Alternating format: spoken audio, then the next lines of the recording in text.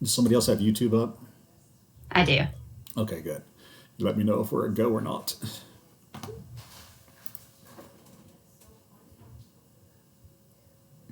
I'm letting Heather know you're rocking it out. Maybe. Not really Saving dressed the for it today. day. I keep refreshing. I still don't see it. Oh, I see it live now. Let me hop in and see what it looks like. Yeah, let me know if we got sound and everything.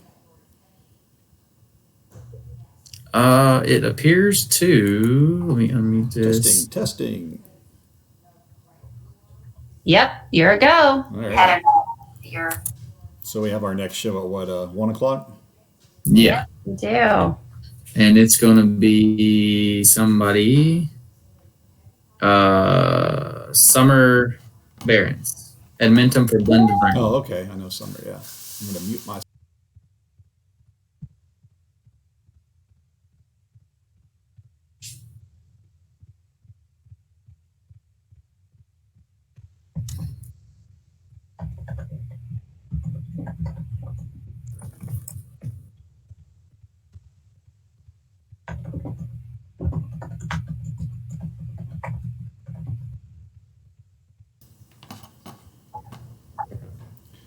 All right, and while we're waiting, I'm going to go to the NTI website, bring up our schedule, see what's going on.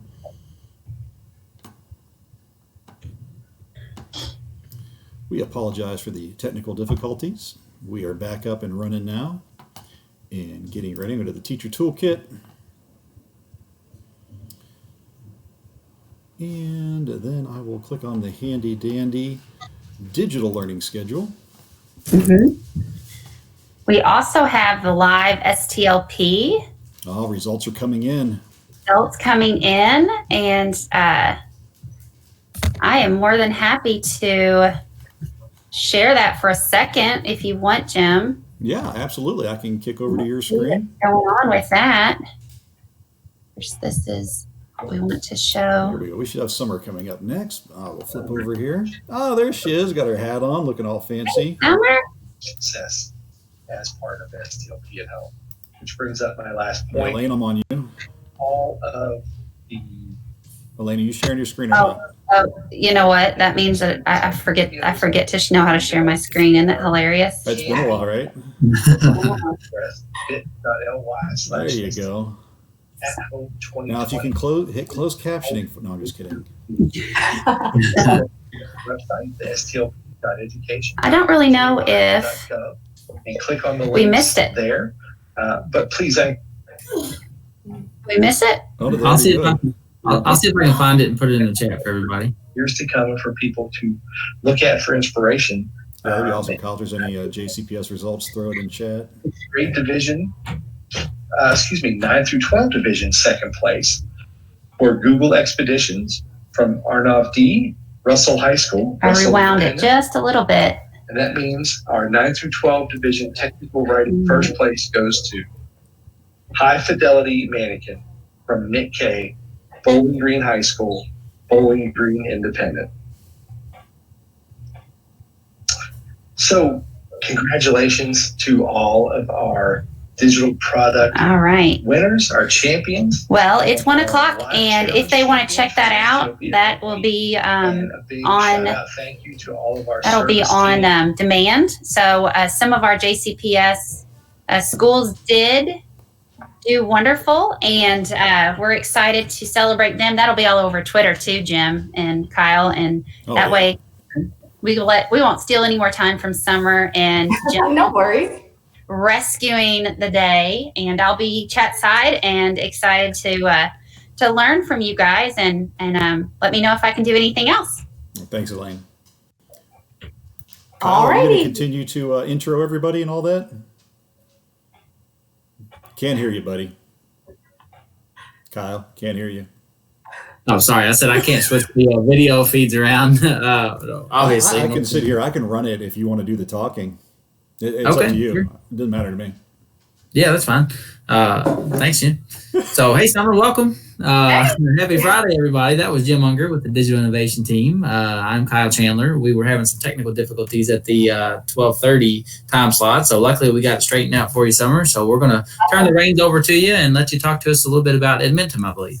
Yes, sir. Thank you. I appreciate that. I have my Buffalo Bills gear on today in honor of announcing the schedule last night, which I think looks pretty good for the Bills. So hopefully, I don't know what kind of fans we have out there. Maybe Bengals fans, being down here in Kentucky. But so that's that. It was a great week. It's raining and dreary, so I hope a lot of people are watching. I haven't been on in a couple of weeks, so it felt really good to get back in here and just talk about Edmentum and everything that it has to offer. We are really lucky to have this platform, and so many teachers and students are benefiting from it. Back when I was presenting before, I talked a lot about the numbers, and it just keeps growing. I think we're well over 22,000 student users, and the courses being utilized are way over that. So that's super exciting. I was thinking for today, we are kind of getting to the tail end now, which seems so crazy because we started this back, March 13th is when we went out. And then teachers have been so innovative and the tools that they're using, it's been really awesome. And I think that really is the silver lining in, this whole pandemic that's happening, is like we are been pushed to our limit to find new ways to innovate our kids and bring things virtually to them. And the product that we have from JCPS, Edmentum, is just another great resource. So if teachers are feeling burned out at this point, what do we have, 10 or 14 days left? I've lost count. This could be a great tool, even if you haven't been using it. So the Edmentum platform, for anybody that may or may not know, they own Study Island, which the whole district uses. They have ExactPath that some of our elementary schools use. And then there's courseware and flex assignments. So that's mainly what I deal with, is the courseware and flex assignments. So we've used courseware for credit recovery, initial credit, and then we have the flex assignments to help students with recovering standards. And we're really looking forward to this summer for professional development and teaching teachers how to utilize that, and moving into next school year. We had this notion that programs like Edmentum and courseware were for credit recovery only, and they're truly not. So we're planning trainings to get everybody up and running and how to use it for enrichment, acceleration, remediation, intervention. Our ECE teachers can use it. There's so many different benefits, and we're going to bring that out to you. But what I wanted to show today was just a quick rundown with what flex assignments are and how teachers could utilize them to just round out the end of our NTI. The great thing is you could go and pull standards that you've maybe taught over the last few weeks and use flex assignments to assess your students' work and how well did they do with the teaching that you did through virtual learning or your Google Classroom. The other thing with flex assignments, you can pull from different courses. And I was also thinking, I talked with Christy Rogers this week about how are we going to close that gap? We know it's going to be there. So what are we going to do? I think it's as simple as, having a spreadsheet that teachers fill out. These are the standards that these students didn't meet. And then hopefully we can catch up with them in the summertime and recoup those standards through courseware and flex assignments. Or if we don't see them until August or whenever we go back, we will have that documentation to say, okay, these kiddos, this is what their teacher said from last year. These are the standards they need to recover. And we have a great program that we can show them how to do that.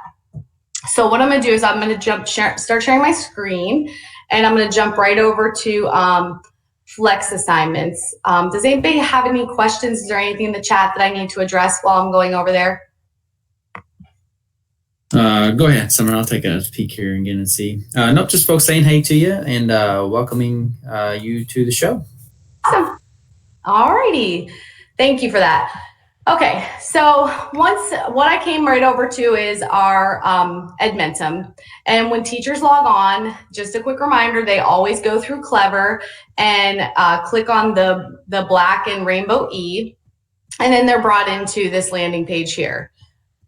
Most teachers are accustomed to coming up here to courseware and going to their school. But what I want teachers to explore, today, next week, and to start thinking about for next year are the flex assignments. I will first show just a flex assignment that I created just for fun. So you can create these classes. So you have flex classes.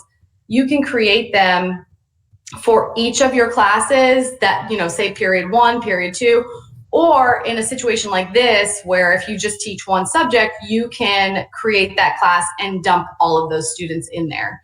So if I go and I look at my flex class, I have an assignment and it'll tell me my active assignments. I have 4 students in there and I created a due date. And then when we click over here, we can edit the assignment, deactivate it. There's a learner progress report. My learners haven't done anything, so there probably won't be much to report. But you can see here, if you had your students working actively, you could tell if they started it, was it mastered, and then when they completed it, the number of tries. So it gives you a really detailed report so that you know what your students are doing. And what a great report to build that spreadsheet that I was talking about. You could take the standards from there and see they didn't master these standards. I need to make sure that we're going to hit that over the summer or when they come back to us in August. So this is a great report. That's one of the things I love about Edmentum. Courseware and flex assignments. This will go by each student too. Their reporting features are phenomenal. I haven't even gotten into all of them yet. They're just so great, and you can really group your students with their reports. They're great to send home to parents. They're for evidence to show your administrators what your students have been doing. And I think too, I am a big believer in sharing with your students. Like, they need to be self-advocates, know where they're at, how they're progressing. So the report feature I love. And then there's a few more different reports in there. So if I look at the assignment, this is another way to see too how your students are doing, and if they're working, you could go in and you could click on their individual progress and it'll tell you their time on task. So that's kind of just a look at once you've created a flex class. Now I want to show you exactly how to create that to send these assignments over to your students. So you click on the flex class on the right-hand side. And I always tell people, be very intentional how you name your class. It's so important so that you remember how to find it. And specifically, if I would label this, let's see here. Caps lock, sorry about that. NTI, let's do ELA 9. Okay, so I know specifically this is the flex class that I created for NTI. If I was using this in my classroom next year, I would want to label it ELA 9, period 1, semester 1. Just be intentional so that it's easier for you to find and your students, because if they have more than one teacher using flex assignments, it'll help them navigate better which courses are which. Another feature that I love about Edmentum is you can add more instructors. So if you have an ECE teacher working with you, you can add that instructor. If you're utilizing this for extended school year, ESS, after school, Saturday school, you can add those instructors too, so they can see what the kids are working on in the program, the courses and assignments. So I'll just throw Joey Riddle in there as my other teacher. And then I come here and I can search for all of my learners. So you just type in their last name, and I'll just add all of these students for the sake of time. And once I've done that, I can create the flex class. So we see it right here. And now I want to give them an assignment. Once you create your flex class, you can add assignments to them for as long as you want. So you could start your flex classes even this summer if you wanted to build these, and you're looking at your curriculum for the year. You could build this before you even add your students. And then you could add them after that. So that's what I like about this feature of Edmentum, is you really have a lot of flexibility with how you're using it, hence why it's called flex assignments. So let's say this is ELA 9, week 5. Again, be very intentional how you name the class and the assignments. You can create a start date. So say you don't even want your students to see this until Monday, and then you could choose to put a due date or not. For NTI, I was suggesting that people put a due date of Saturday or Sunday, to just be respectful of students that may need to work on the weekends. They might be helping out at home a lot. So I always try to encourage teachers to make sure, don't just give assignments from Monday to Friday. It's really important that we, give them some weekend time, because we don't know everybody's circumstance and what they're doing at home. Any instructions you put here, all the students will see. So you just put, hey guys, please work on this throughout the week. And this will show up for every student. All right. And then the tutorial attempts to unlock a mastery test. This is important because if you add any mastery tests to your flex assignments, if you keep it at unlimited, the kids can just take it over and over and over again. If you put it at a number, they will only be able to take the test that many times, and then they will be locked, and you will then have to unlock it for them. Our suggestion is 3, but that's totally up to you if you want to do it that way. The kids, we did have a lot of questions throughout the NTI weeks about mastery tests, and sometimes students would jump around and go directly to a mastery test, and they would fail it, and it would lock them out. That happens if a student does not go through the right order, like doing the tutorial and the practices, and they jump right to a mastery test. It will lock them if they fail it, even if it's their first time, because the program's recognizing that they didn't even try or attempt the tutorial. So the students need to go back and do the tutorial and follow it through the right order. So it's just important that you talk to them about, hey guys, I know you can jump around, but you need to stick with the order. It's there for a reason. And then that's, best practice. That's how they'll get through the assignments and learn the content that you're providing. So you can also do this here too. Assign all learners added to this class in the future. I recommend and suggest that you always check that. Maybe not so much for NTI right now, but it's a good habit to get into. Let's say next school year, you have this flex class set up. You have 4 of them set up for several different classes. And you have a student who transfers in from another school, or a student's schedule changes. You need to have this box checked in order to add that student to this flex class. When you check that, they will then have access to all the content that you've put in there. If you don't check that, the classes has to stay the same. So it's just a good habit to get into. Does anybody have any questions? Am I going too fast, or anything coming up in the chat that I need to answer?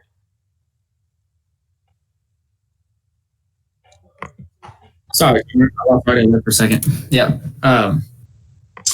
Yeah, checking the chat again for you now. And again, they're just talking about the fact that this ties in well with the blended learning book study we had this morning. And we had that this morning, and kind of a great compliment to that. And just schools hopping in and saying hey for us. So awesome, great. That blended learning, the texts that Heather gave me, they are so phenomenal. They have taught me so much more and added so much to what I've been doing. So I love that people are checking in on that and looking in, because this really is the way we should be moving forward with our learning.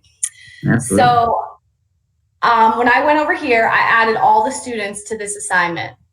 What's nice about this, and again, I'm kind of fast forwarding a little bit to if you're going to use this during the school year. Say you have your whole class in here for ELA 9, and just a couple of students really did not get a lesson that you taught. You can put just those students in an assignment to recover or to remediate a standard. So you don't have to give every flex assignment to every student in your flex class.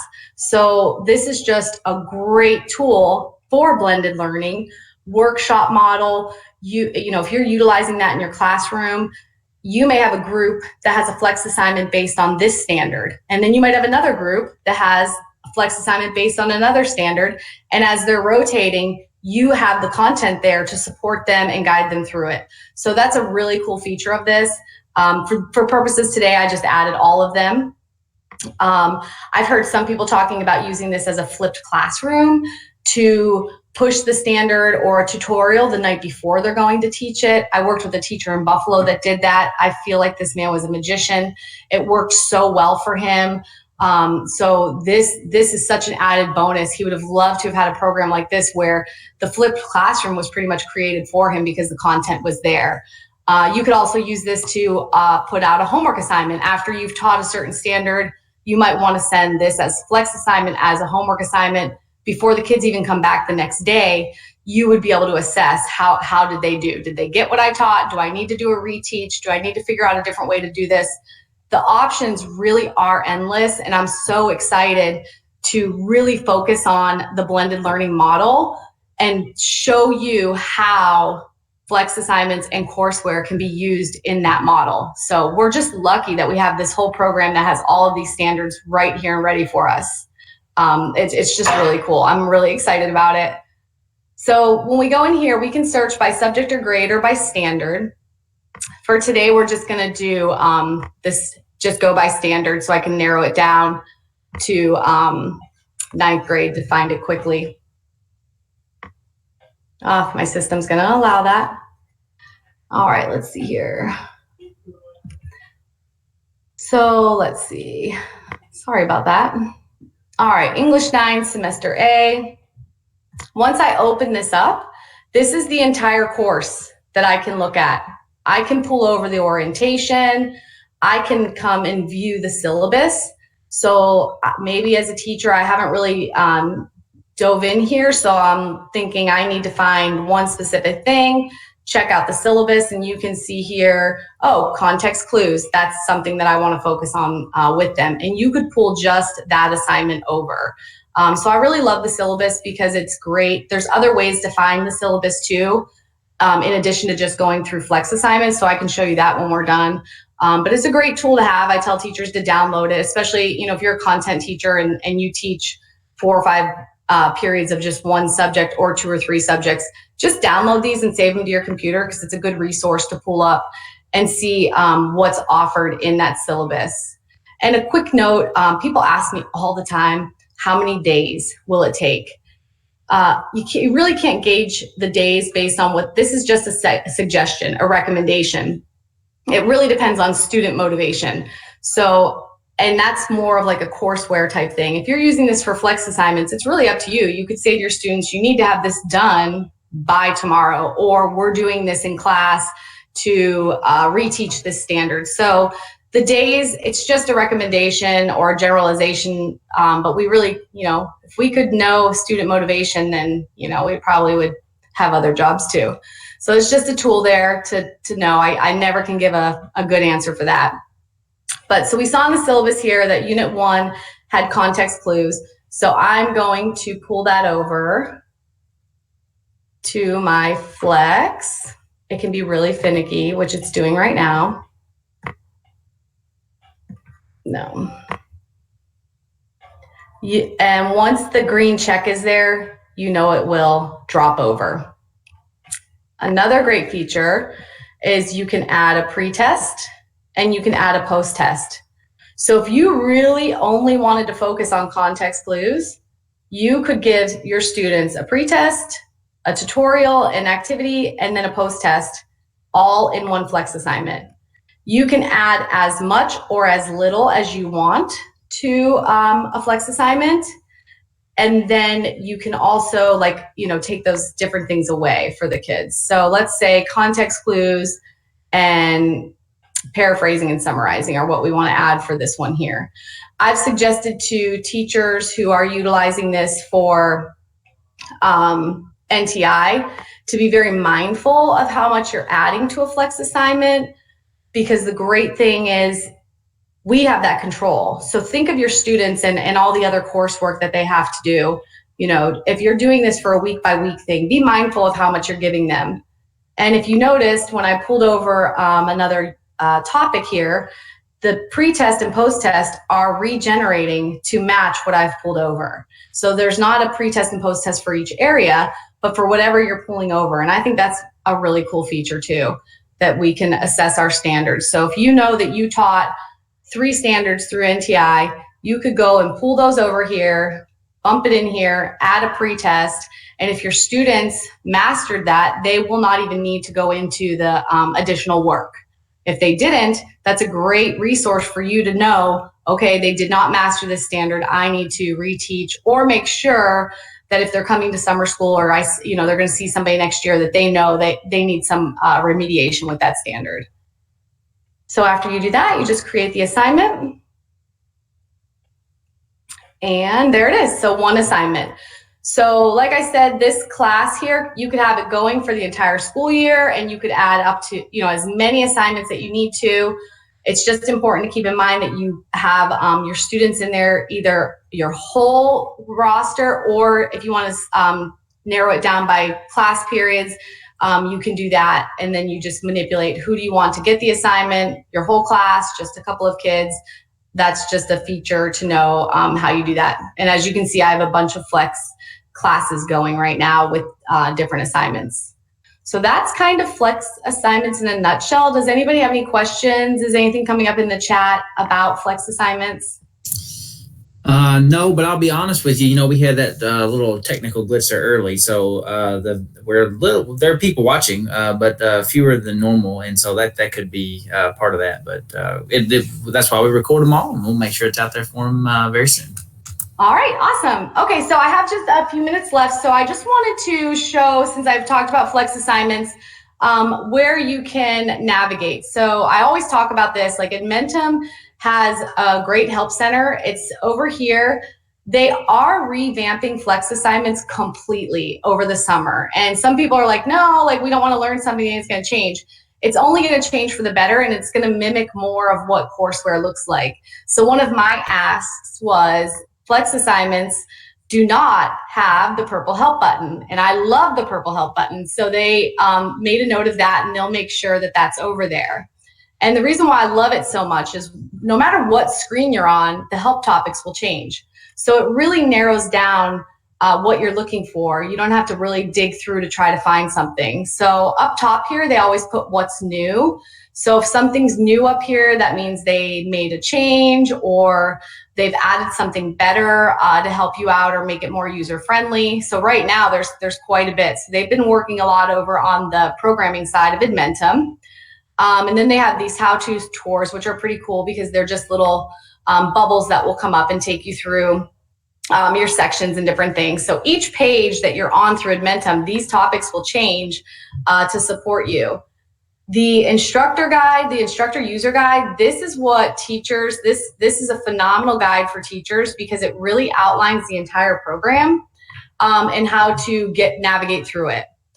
We don't print this and hand this out to schools because it's updating constantly. So this April 22nd, 2020, it's always good to pay attention when you're looking at an instructor guide, what the date was, so that you know that it's the most up-to-date, because their guides are phenomenal because they're in color and they show you very effectively how to jump through the program. So let's say we want to look at generate bundled reports.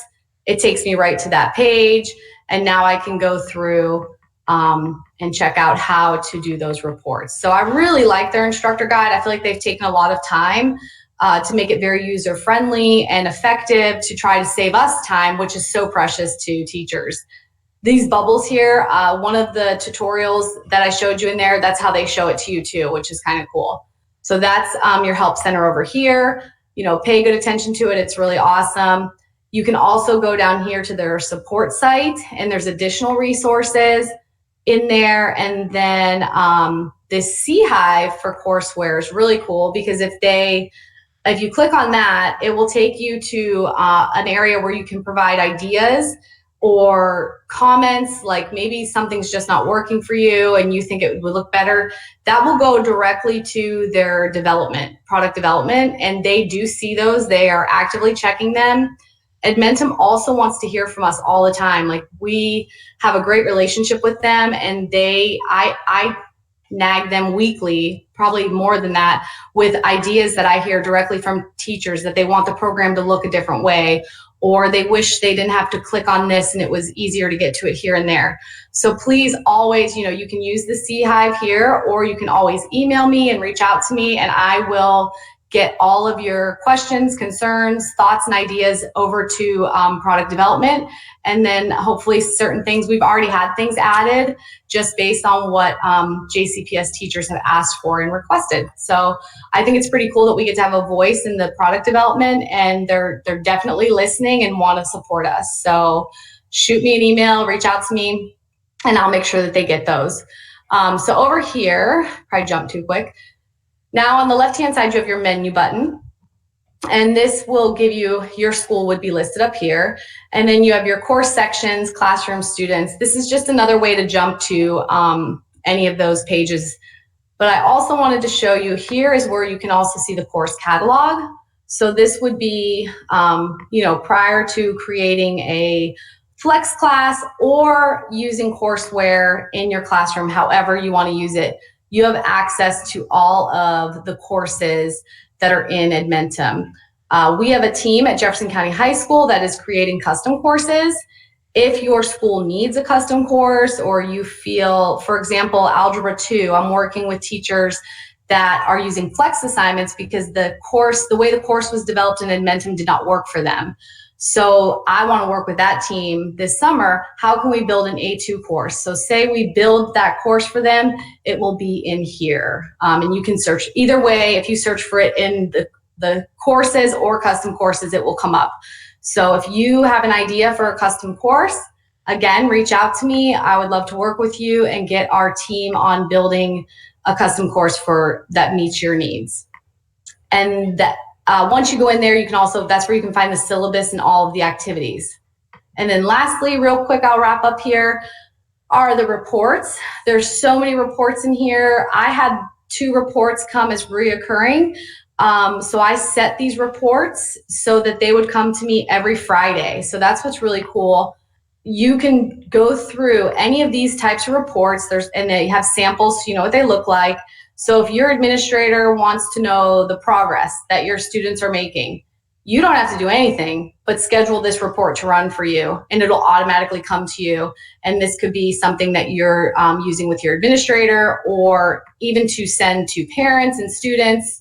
It gives a really detailed look at what you're offering, or what they're doing in the offerings that you've had for Flex or courseware. So I love the reporting feature. It's really awesome.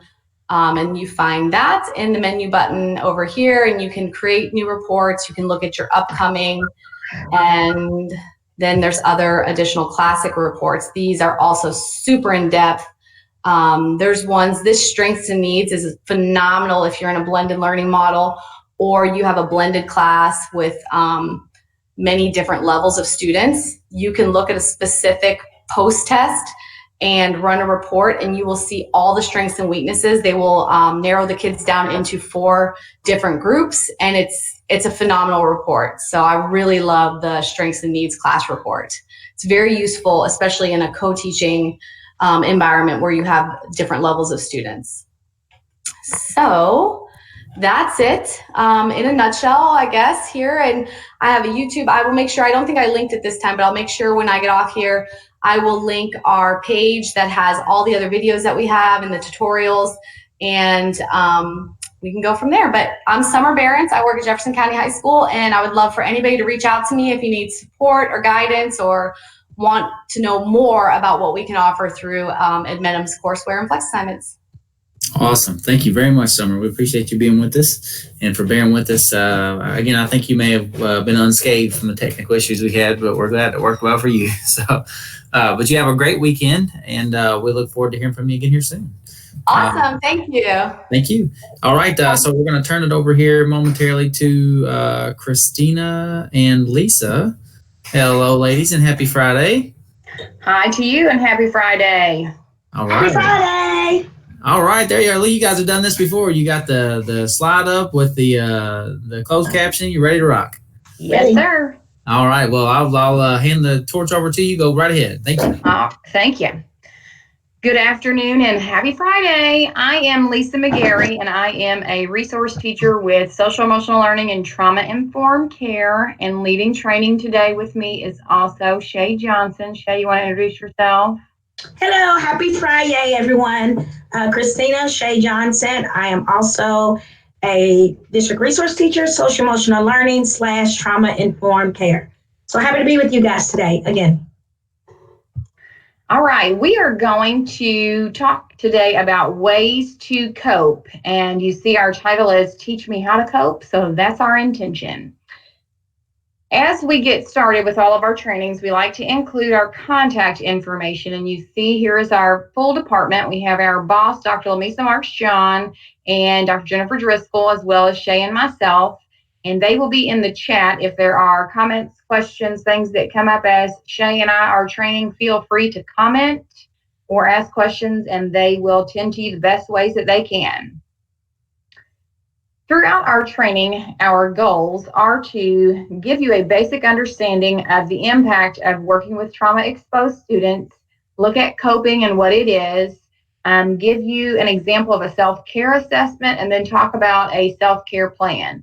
As we go through all of this, and I know the first objective says that we're looking at working with trauma-exposed students, but we also want you to be aware that some of what we're going to talk about in terms of stress and coping is relevant to us as adults as well.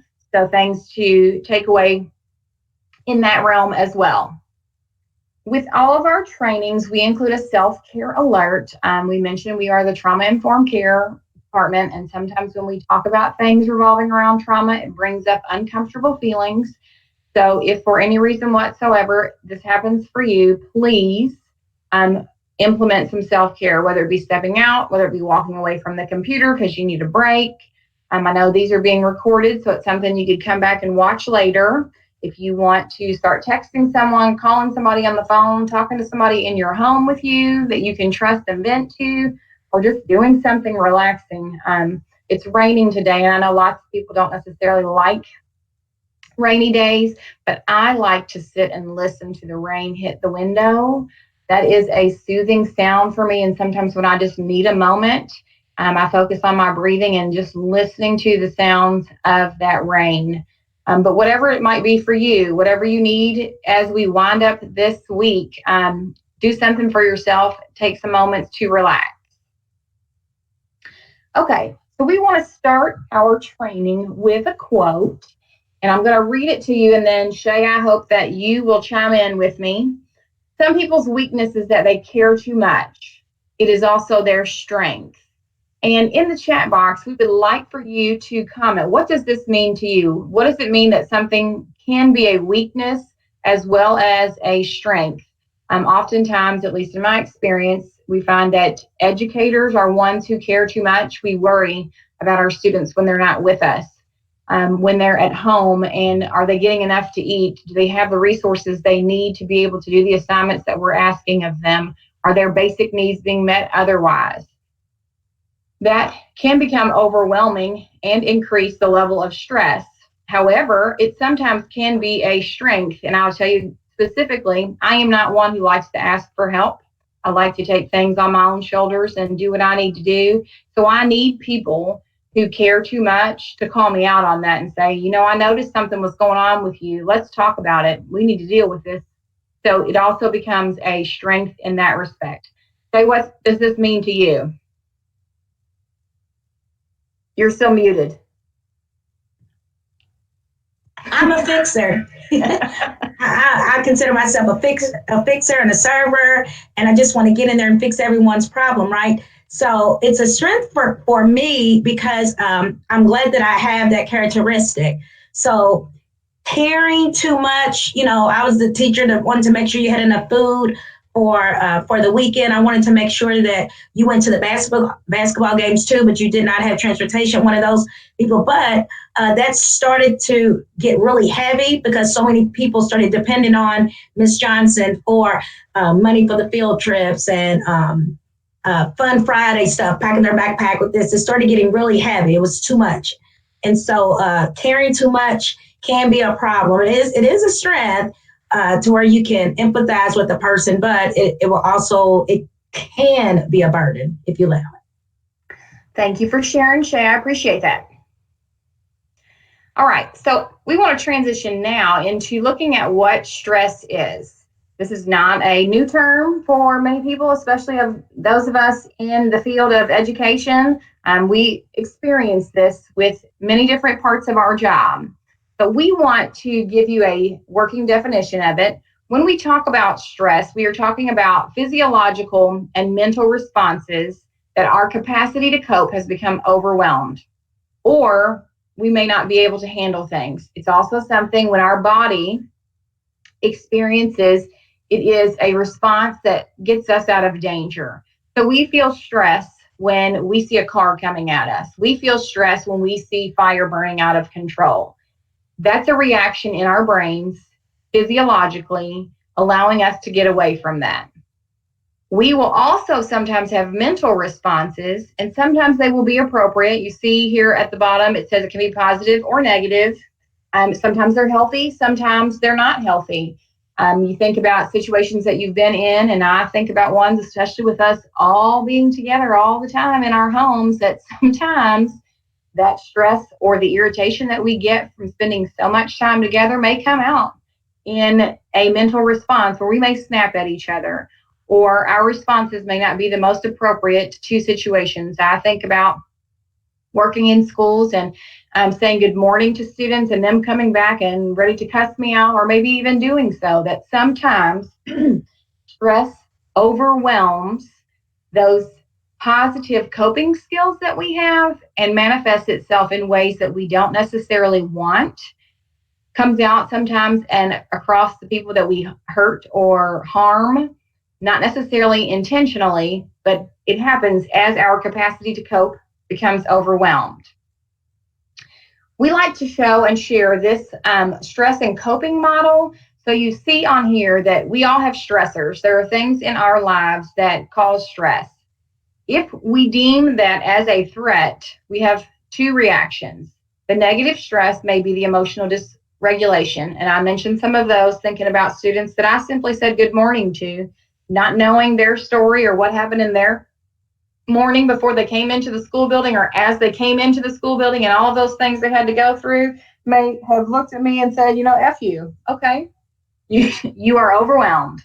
But we also have those situations of positive stress. And this is something that I want to make sure that I point out, because sometimes stress as itself, as a word, has a negative connotation.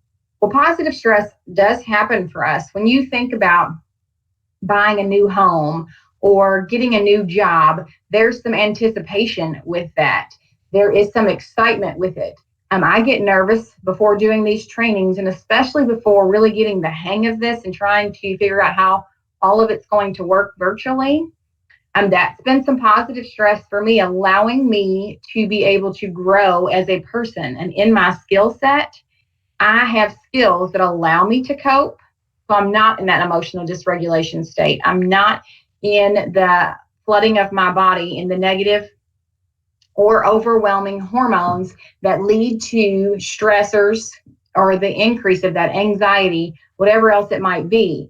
I have the ability to cope and ways to prepare so that I feel like when I get on this computer sitting in my home office, that I am ready to talk about all of these things.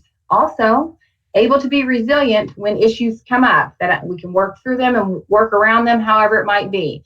So positive stress is one of those things that allows us to grow. It allows us to improve our craft, to get better at something that we are doing.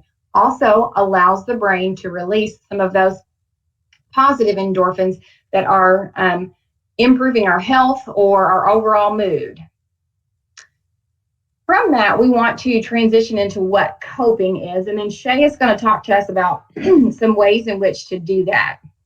When we talk about coping, we're talking about strategies or behaviors that we use in the face of adversity. These sometimes are conscious and sometimes they're unconscious. If you think about a situation that happens all the time, and in my trainings, I like to talk about driving, because when other people are not great drivers, in my opinion, it drives me crazy. And I know I am one who, without thinking, when somebody cuts me off or they get too close to me, that negative words come out of my mouth. I'm not ever going to be that road rage person, but I remember when my son was younger that he would sometimes correct me and say, Mom, you can't say that. Mom, why are you reacting that way? But Oh my, what would you say? Okay, just it was an unconscious response because of automatically getting there, not really wanting confrontation with anybody else, but also wanting to protect my car and my own personal safety, those kinds of things. Now, when we look at that, I mentioned this, that it can be healthy or unhealthy. And some people may think that the way that I handled that was unhealthy, but I'm not harming anybody. I am not following anybody down the road, not flipping anybody off. So it just depends on your perspective. To me, it's a healthy way to vent my frustration and not keep it pent up and being one of those real scared drivers. I got to get it out and we just keep moving. There are other coping strategies that could have a larger impact that could be healthy or unhealthy. I know that I know some individuals who run, and that's their coping strategy.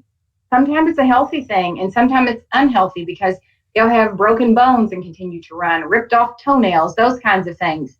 So just being aware of the state that we're in, and then knowing that we cope all the time.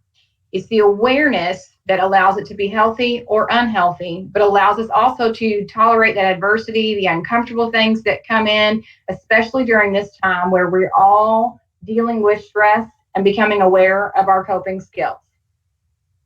Okay, Shay. All right, Lisa. So now we are going to talk about why do we cope. First, I want to say this. I usually say, hey, go out and enjoy today. It's gorgeous. It's beautiful. It's sunny. Well, today it's raining. We see that it's been raining all morning long. And so it's all in your interpretation. I was looking up rain and anxiety, and this is really cool. The sound of rain sends a message to your brain, and it tells it, listen, it's not threatening and it's calm. Live in that moment. It is non-threatening and it is calm, right? And so our emotional brain, when it rains, right, if we're in that moment, it will just send calm hormones, right? Just take the day, take the moment in and just appreciate it. So this morning or this afternoon now, I am appreciating the calm. Listening to raindrops, so therapeutic. If you were to do an activity that was around meditation, what's usually in the background? The sound of rain. So please take today as a calming day. Right? Can I add something, Shay? Or you better add or divide or multiply, whatever you want to say. So when I was younger, there was a really, really, really stressful time in not just my life. I was in high school, but all of us in my high school. And One of our teachers told us that rain wasn't a bad thing because it was the washing away of the old to bring in the new. So that always gives me solace. Just wanted to add that to your story. Absolutely. And for the anxious and excited people like me, it just tells my brain to just chill today. Right? Mm-hmm. Reflect. This can be a day of reflecting. So why do we cope? Coping strategies are employed to manage adversity or stress. So I look at it like this. Coping strategies are employed. Their job or its job, here I am to save the day. And it's a little mouse and it has a C on it that stands for coping. But he's not here to save the day. He's here to save that moment. What do you need, right, at this moment? So we can get through this, so we can get by this. That's what the coping superhero is for. Here I am to save the moment. It does not take away from the source of the distress. It only attempts to manage it. So what does that mean, Shay? It means that if you have a child that is giving you 10 and you need a break, and you push the button or you call security or whoever you call, and they remove the child, right? You've coped in that moment, but guess what? The baby's coming back. Right. So we have to have something in our toolbox or something in our backpack to manage the actual source of that stress. Right. It's going to remove it for the moment. Right. That glass of wine is going to calm you down or whatever it's supposed to do for the moment. But the source will still be there. Make sense? Okay, let's roll. So let's look at healthy and unhealthy coping strategies. I'm just going to say a few of them. So exercising, very healthy for the mind, healthy for the heart, healthy for your physical being, talking about your problems or venting, excellent way to cope. seeking professional help, thank God we are a part of the JCPS family, and we have free resources to help us with our emotional and our mental health. Your deep breathing techniques. Breathing, we taught you about the box breathing. We talked about the starfish breathing. This is intentional breathing, the deep breathing. It's good for the moment. Journaling, getting those feelings and those thoughts on paper and reflecting on them. Using your social support. We are in the days of Instagram and Twitter and Facebook. So make sure you connect with your friends socially. If that is getting on FaceTime, we do that a lot now, and I hope you do too with your family and friends, to just see each other. We can't touch each other. We can see each other and tell each other we love and care for them. I'm going to jump over to the unhealthy. All right, so we all cope.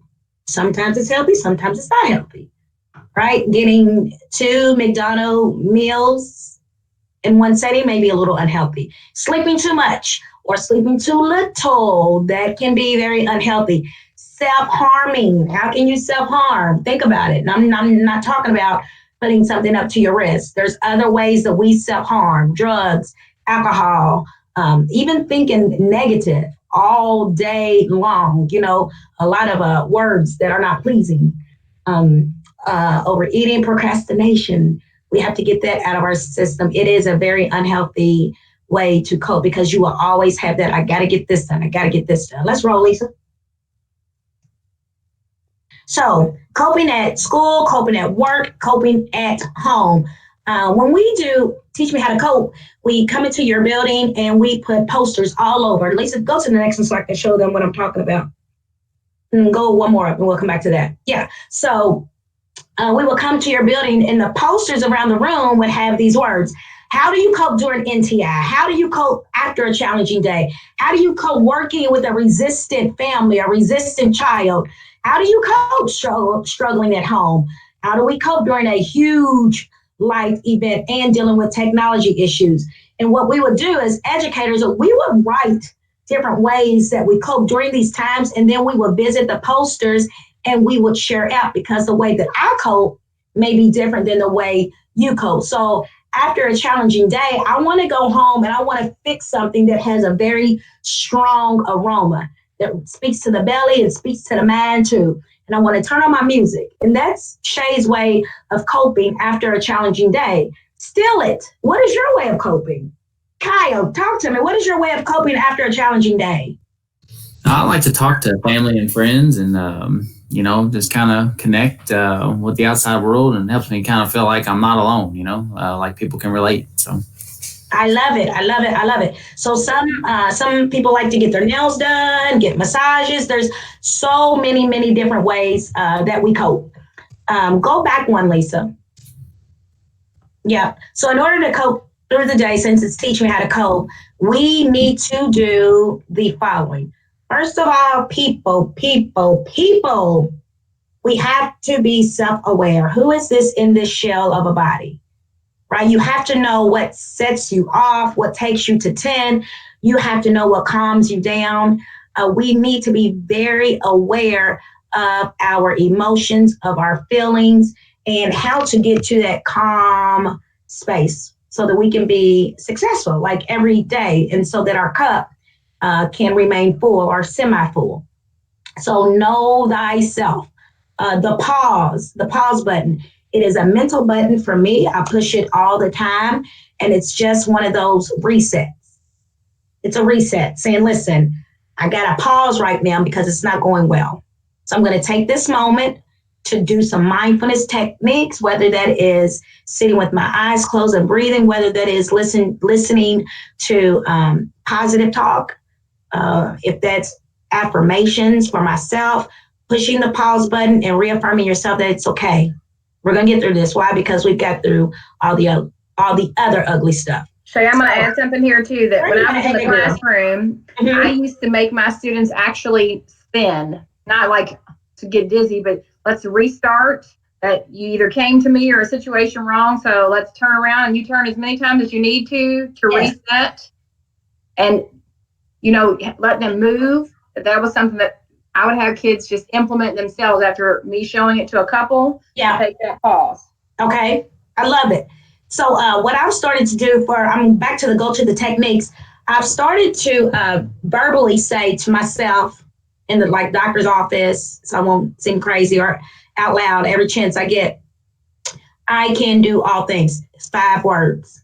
And it's an affirmation to myself and my kids, to tell them also, and my friends, if you have that mindset, I can do all things. When you get up in the morning, we all have 2 eyes and 2 hands, and we have a heart and we have ears, and we have the same 24 hours, right? With what we have.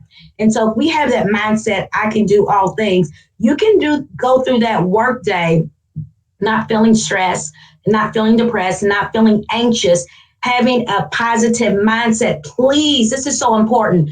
Do your affirmations in the morning. I can do all things, and do it with a smile, right? Give people grace, show compassion. If you have that positive mindset, that's how you cope. That's how you go through life, right? I can do all things. So when you're experiencing road rage, you have 2 options. You can let someone mess up your day or your moment, or you can just laugh it off, say, okay, buddy, well, I guess it is important for you to go on. So it's all about your mindset. I can do all things. I can have an amazing day, right? I can be that teacher that everyone wants to have. I can do all things. Okay, I'm starting to preach. That's wrong. All right, so these are 2 comic strips. Yeah, I read comic strips again. I don't know. We don't do that anymore. What SEL team brought you to today. Listen up.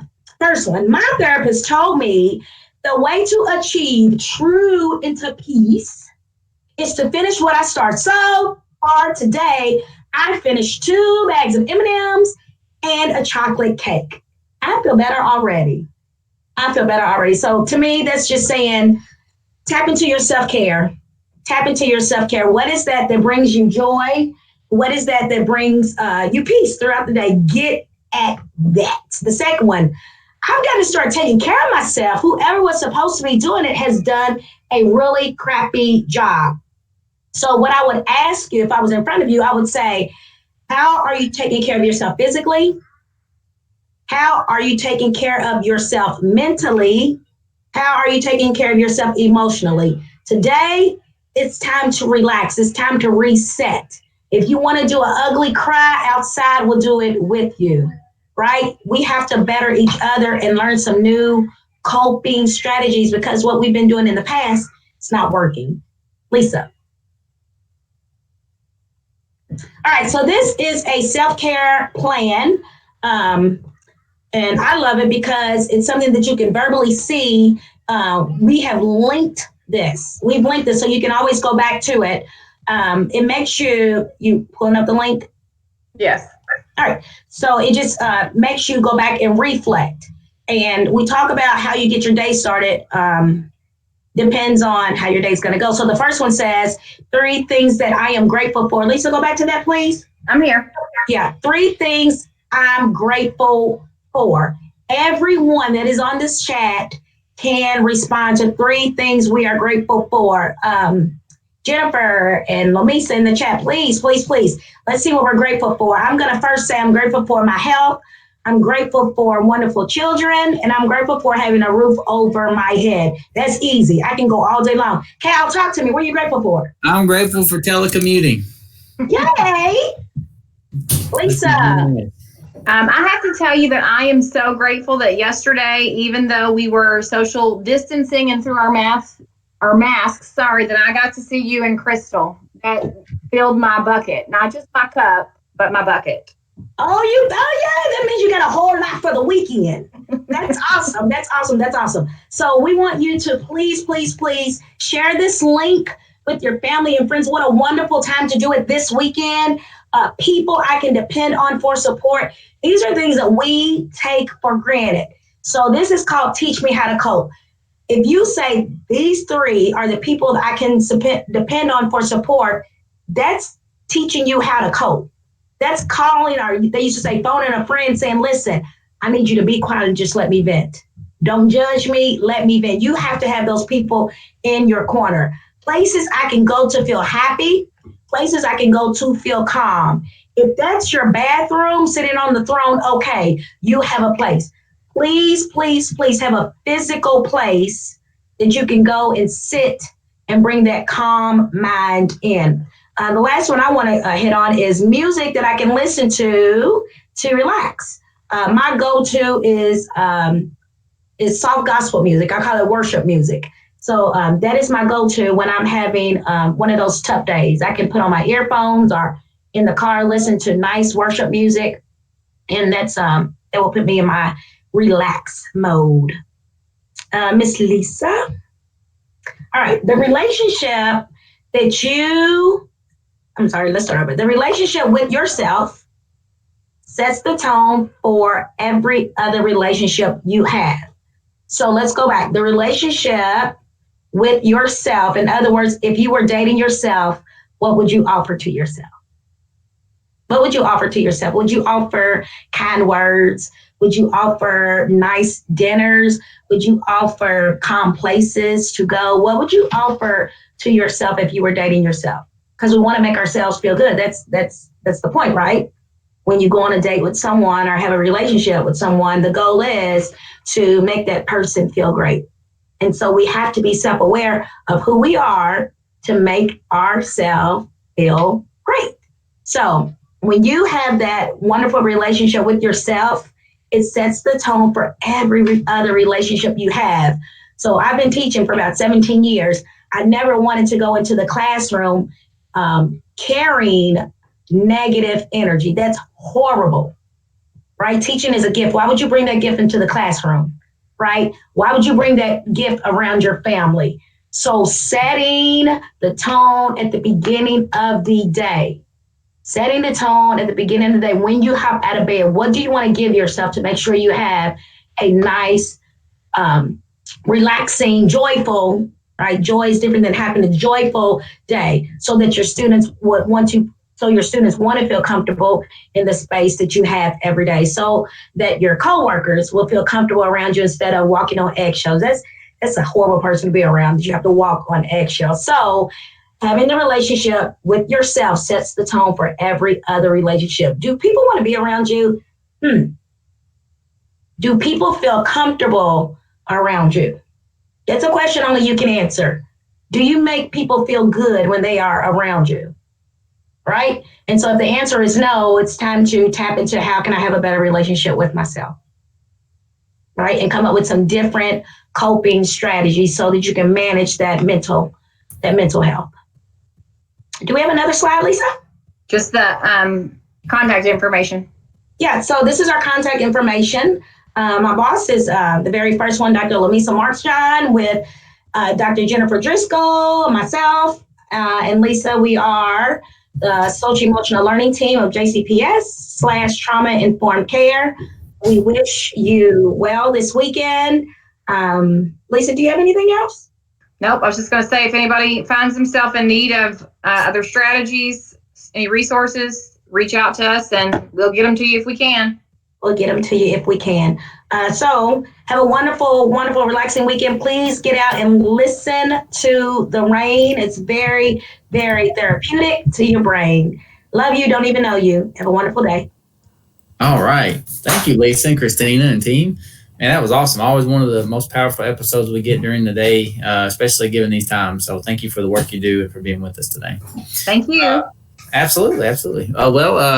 Jim, I believe that concludes our session for this afternoon. We have a lot of on-demand videos available for you to check out if you'd like to hop in and take a peek at those. We've got those up on the screen. We did pull out some videos and link them onto the schedule for you. If you want to click on those, it'll take you right to them. We have adding Spark to your NTI lessons, voiceovers in Google Slides. It's a great one. And Pictures, a tool for writing. All three of those available on demand this afternoon. Check those out. All right. Well, you guys have a great weekend. Thank you for joining us. Be back with us bright and early Monday morning. We're going to do it all again. Be sure to check that schedule. If there's anything that you're interested in, we'd love to have you in the chat or viewing live. We appreciate you guys hanging with us today throughout all the issues we had early on. But we thank you for your support and your interaction. Have a great weekend. Bye, guys.